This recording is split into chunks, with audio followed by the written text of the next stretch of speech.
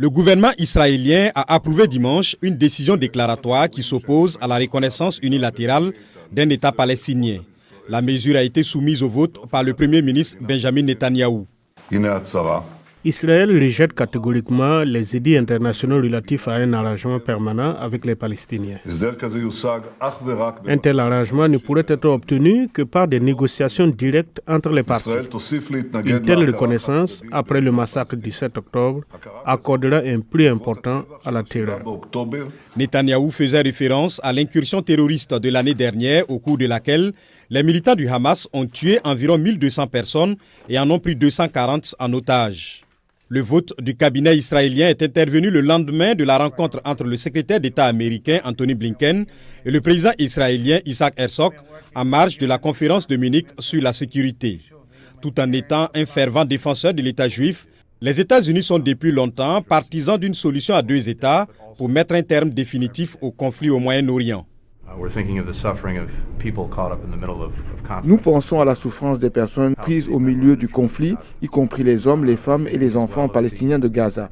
Nous pensons aussi aux véritables opportunités qui s'offrent à nous pour un avenir meilleur et plus sûr pour les Israéliens, les Palestiniens et tous nos amis de la région.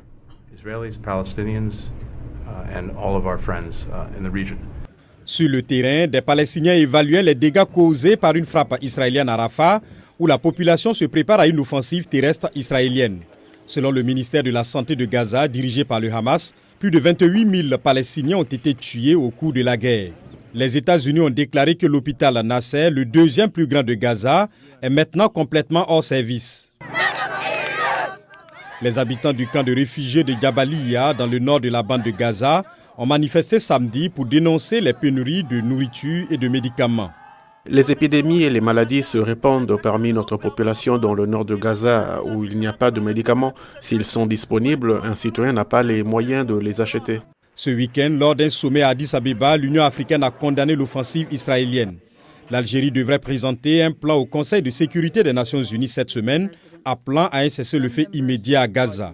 Les États-Unis ont déjà exprimé leur opposition au projet de résolution arguant qu'ils préfèrent un autre texte sur lequel ils travaillent avec des partenaires. Cette alternative inclurait une pause d'au moins 6 semaines dans les hostilités et la libération d'un plus grand nombre d'otages.